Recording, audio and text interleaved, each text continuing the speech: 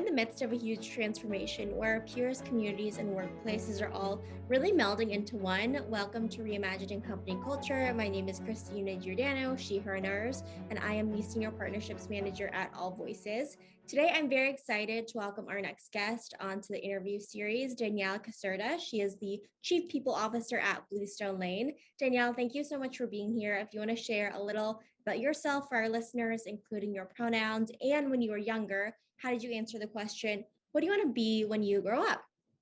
Yeah, absolutely. Thanks so much, Christina, for having me. I'm so excited to be here. My pronouns are she, her, and hers.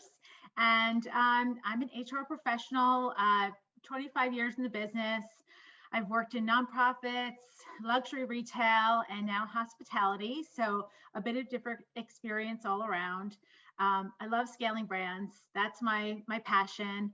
I'm a mom. I have two children and try to fit it all in and make it happen. We run out for quick time on the trampoline in between meetings with work from home.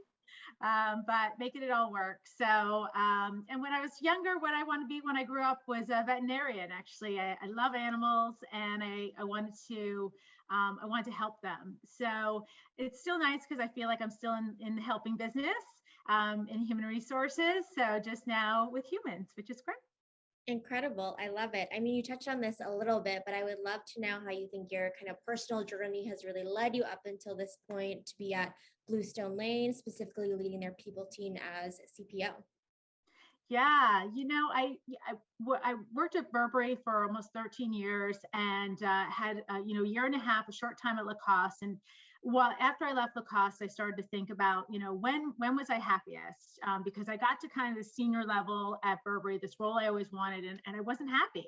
And so I started to reflect, when was I happiest? What was I doing? And it was when I was building brands. I was building new stores in new locations and great teams. So I really enjoy the challenge of, scaling a brand, providing that strong foundation on ways of working, culture, values, and behaviors. What do we stand for? What are our values as an organization, and how can we bring people along that journey with us? And then looking locally to make sure that we're competitive and can attract talent at the local level, though, right? It's like think globally, but act locally. And it's a brilliant balance. And when a recruiter reached out to me about Bluestone, I kind of didn't even tell me about Bluestone Lane. I kind of just said all that to her, and she said, I think I have the right position for you. And to me, I'm so honored because it's such a, we have no intellectual property. It's all about people. We are a people-led business, and to be kind of responsible, the gatekeeper of all things that our teammates experience is such an honor, and I take it really seriously, and I love it. But to us, it's to me, it's a perfect fit for me because Bluestone is a company that is that's growing and scaling, and it's great to do what, but then we need to always say, how do we do it in the right way that's best for our locals, our customers, and our teams. Absolutely. And I've definitely had the privilege of going to a Bluestone in my neighborhood. So I definitely know the experience itself is really authentic, and the asset of organization, as you were saying, is the people and the talent that are both in store and at the corporate team as well. And you mentioned kind of your love of scaling a brand and really fostering and cultivating the growth of the folks there. In our conversation before this, you talked about kind of being a really key member of rebuilding the Bluestone brand. Like many businesses, you reopened the doors to Bluestone Lane at multiple locations. Can you tell us a little bit about how you've grown into this kind of 2.0 phase, and what are key parts of your employer brand today? Yeah, absolutely. It was so heartbreaking, as many companies did, having to close our doors, lay off hundreds of people. When I was there for 1 year, we doubled our business. And so you kind of get to this. We just opened our 52nd store, and then having to, to do those layoffs and close our doors and have that uncertainty was so tough. But then, for us, it allowed us to to reboot and think about what were the pressures on the business before? What does the org structure need to look like? And how do we what does great look like, with regard to talent. So it gave us the opportunity to rebuild. We had about 100 employees going into this past year in January, and we ended in December with 560. So it was a whirlwind of rehiring, and some people were brought back in. And of course, we had this, we had our GMs that we kept maintained in the business, and I think that was so important. So we retain, the general manager is so important. They're the leader in the store. They set the tone. They retain and develop their talent, and we were able to retain most of our general managers, during that uncertain time. Even if they had a store that was closed, we put them in another store, and then we really focused on communication. So it was all just about, let's focus on our people, right? So first, we took care of our GMs.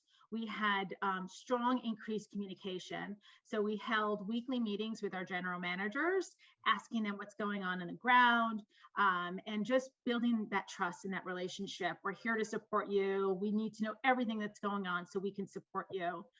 Then we went further out and held monthly all hands, which we always have, but really opened it up to the entire organization. We put it kind of in more the nighttime, so people were off shift and they can dial in if they want, and having these all hands meetings. And on top of that, we added sharing sessions.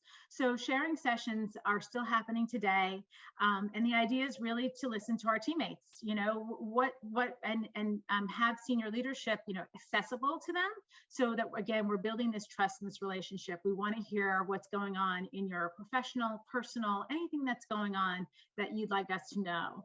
And they're great. I mean, they still happen. I get such great feedback. The topics vary based on what's happening. Sometimes we'll have them based on the month at hand. If it was Women's History Month, we may talk about that.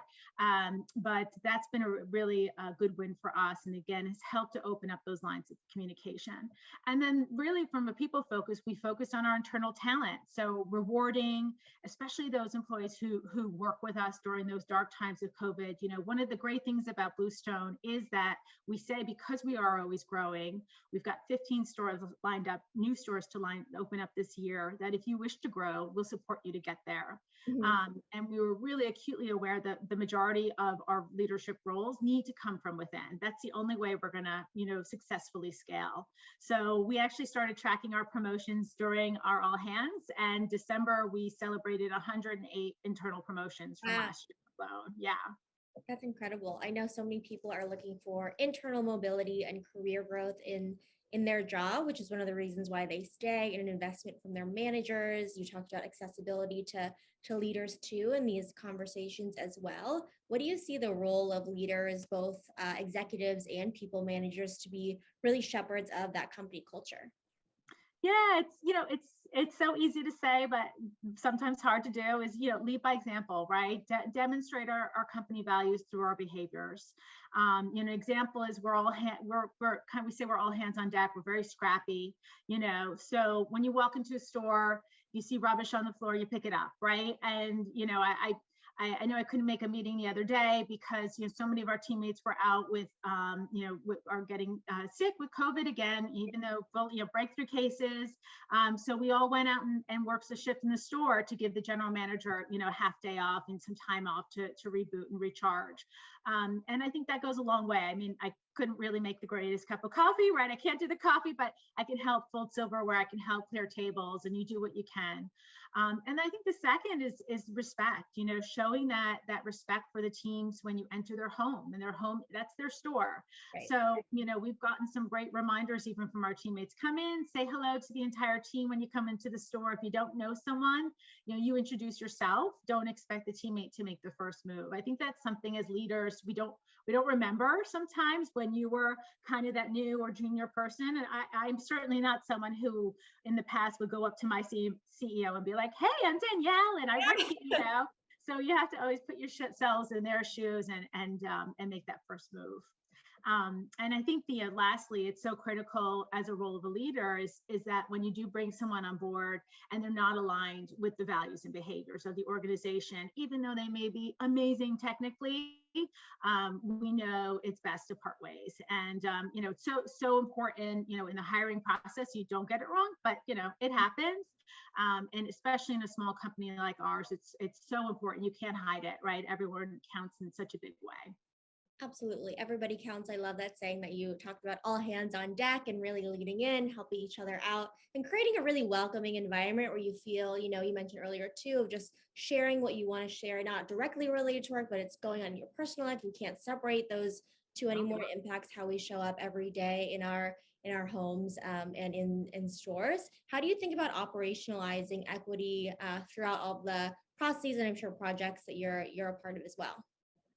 Yeah, so we're talking about a lot. We built out a diversity and inclusion committee. So we put a D&I committee in place that really is out there to get insights from our teammates, share ideas and suggestions and trainings. Mhm. So one, we've worked to upskill the D&I committee because we see them as shepherds that bring it back to their stores.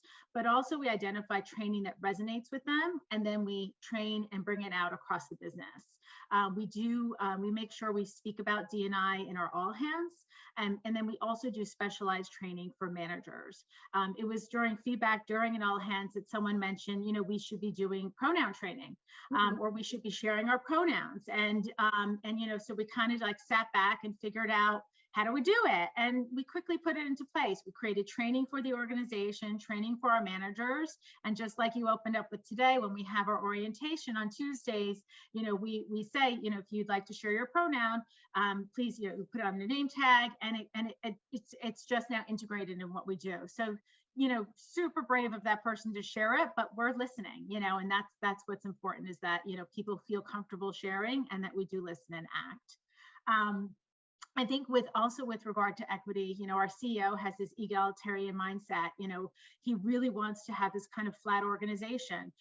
One of it is like our benefits. We one offering for benefits for medical. So his medical for him and his family is the same as anyone else's in the organization. We don't have like two sets of, one for executives or one for HQ. We're all one team. And I think lastly, which really went a long way for us this year as we were looking at these promotions, is we said as a leadership group, is that, one, we wanted people to fill out individual development plans. So that is a way to, not everyone is going to put their hand up for an opportunity. And we know who, there are lots of people who are, women, minorities may not have that confidence to do so, or feel comfortable, or whatever the reason, right? So we know we need to, one, that individual development plan was really required to help people to put a voice to, this is where I see myself. May not be a new role, even just a new skill set. And that really, to see those take fruition, to see people promoted who, wrote, I want to be X, and for us to help get them there, was really so rewarding on all ends. But on top of that, it also, as a leadership team, we said we need to go and tap people on the shoulder. If we think they're ready or soon to be ready, that's a responsibility for us. And I think that helps to bring up a more diverse organization, leadership organization, helping to give people, the voice and the strength that maybe they just needed, that little extra push from leadership to say, I see the great things you can deliver. I see your potential, and it will really help as a stepping stone for their development. Yeah, I see you. I hear you. I look at all of the incredible projects that you're doing as well, and that encouragement and really support from leaders and the team members is so important. Not every organization is looking to be flat and like creates this inclusive environment for folks. I wish that every organization would, but for new team members who are joining, who are just diving into the Bluestone company culture, what are key moments of connection for those new hires joining the team for the first time?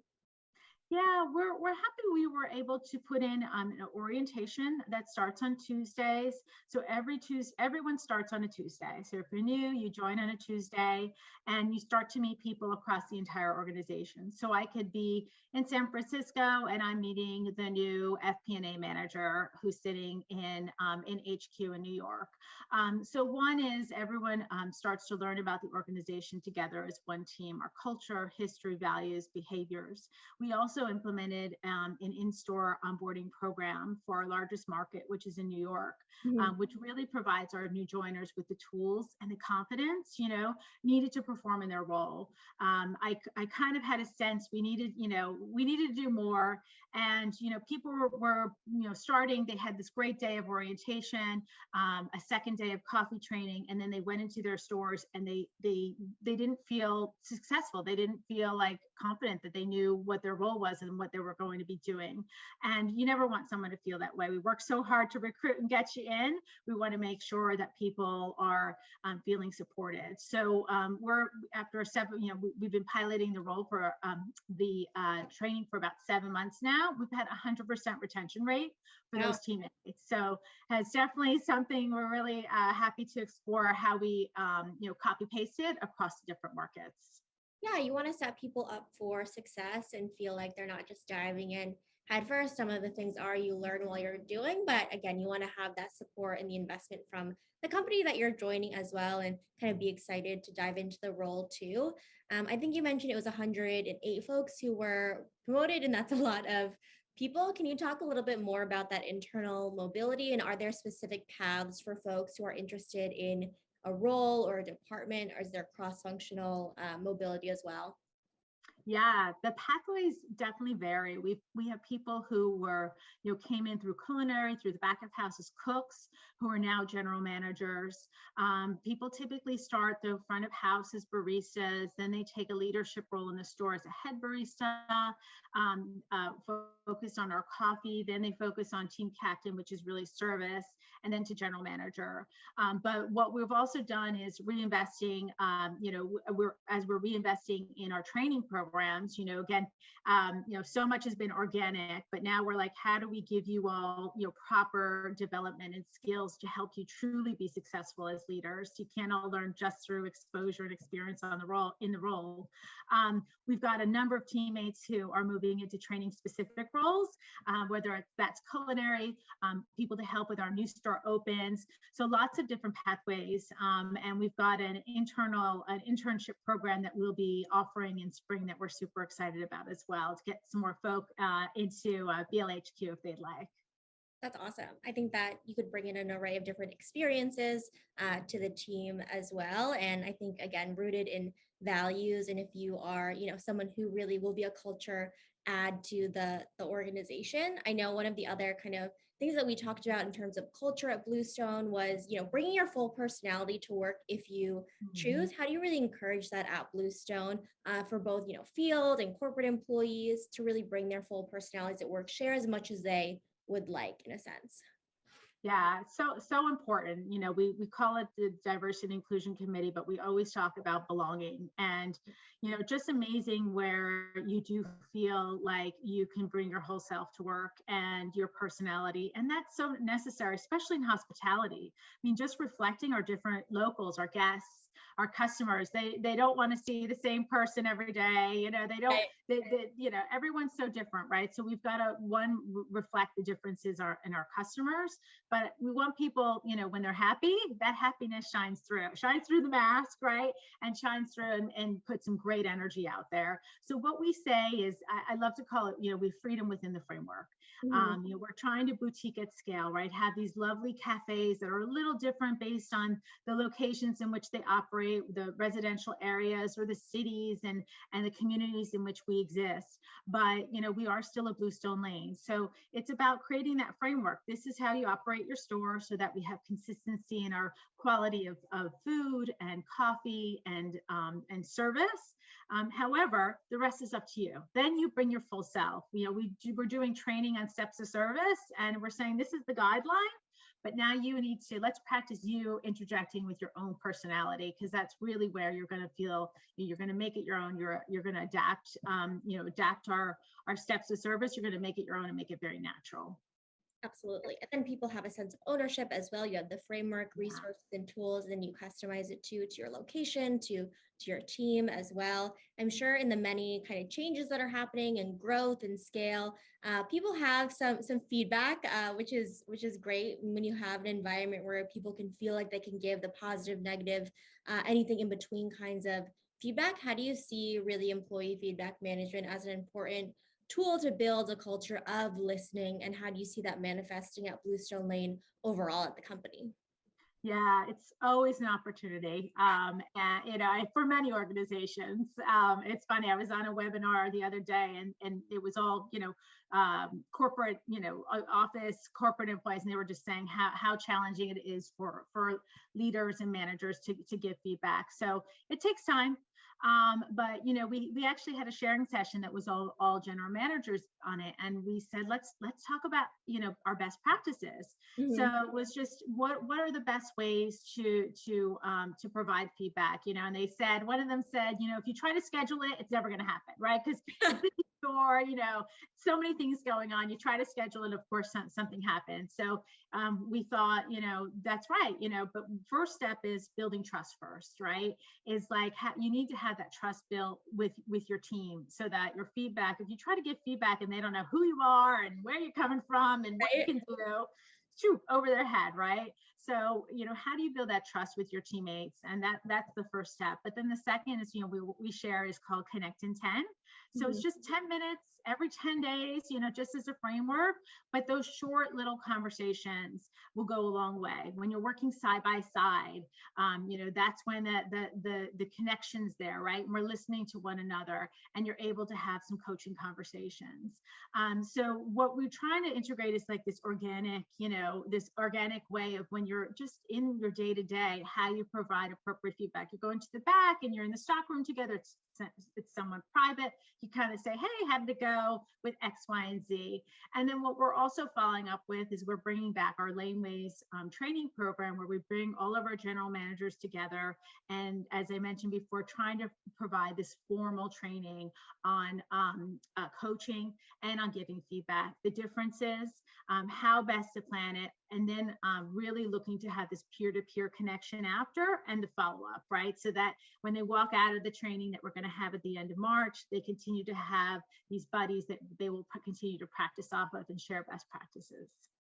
Absolutely. Whether it's in kind of a sharing session or in a kind of 10-minute catch up with you or another team member, can you share an example of, feedback somebody has given and how that inspired really a long scale either change to a strategy, initiative, or even a policy too? Yeah. Well, one I think was the IDPs, putting out the individual development plan. So we did put out a survey about how people were doing, and there was a sense that people wanted to put their hand up for opportunity, but didn't feel comfortable enough or supported enough to go about and do it. And so it's lovely when you kind of have a thought in your head and you're like, oh gosh, is this right? And then you get the feedback to support it, and then it's like, all right, let's go and do it. So the individual development plans really help to get those voices out there. But it was through a survey that we really felt that people just, they wanted to put their hand up, that we post the job, but they just needed that extra push and that extra support. So by kind of requiring these individual development plans, it really got everyone's voices heard. Another example was really our CEO. I wasn't even there, but our CEO was visiting the DC market, and teammates felt like during the Black Lives Matter protests, in which they were en route, they felt that they felt that they couldn't put up stickers or flags, that we supported Black Lives Matter. And so they shared, that was frustrating to them. And really, he went away and designed, working with our marketing team, designed a sticker, for the front door for all of our locations to say, yes, we are in solidarity, and this is what it looks like. And, just simple, but like, everyone's voice counts. And it was really nice to be able to, that people feel comfortable. I mean, I think it's amazing where people feel comfortable to share something like that with a CEO, and that he is able to just quickly turn it around and say, of course we can do that, but let's do it in, a way that's consistent with the brand. Mhm. Absolutely. And I think active listening too is so important to that as well, especially on an executive leadership level, and having the ability to take action like that and say again, like, I hear you and support you as a person is so important. A lot of people have been talking about how people leaders and managers are at a critical point in today's workforce and talent market. Is there something based on your experience that you would say is a must-have for the next generation of leaders in order to be successful? What do they need to have? Yeah, I think I think building trust is just so foundational, and it's for next generation leaders and any generation leaders, but it's building trust with your teams, with your customers, and that will help.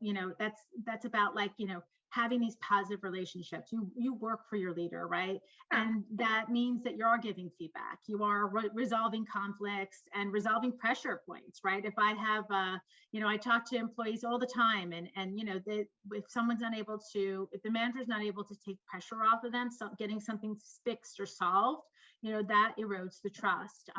The leader needs to be credible too. That's all part of building that trust, right? And I love, that's why, like, internal promotions are so powerful, I feel, because they've been there, they've done that, they've had that technical expertise, to really help. And then lastly, in part of building that trust, I think, is being consistent, right? So I'm not just talking the talk, right? I Yeah. walk the talk. So even with our internal promotions and why we celebrate, it's like, this is real. Like, we're not just saying come and join Bluestone and you'll be able to grow.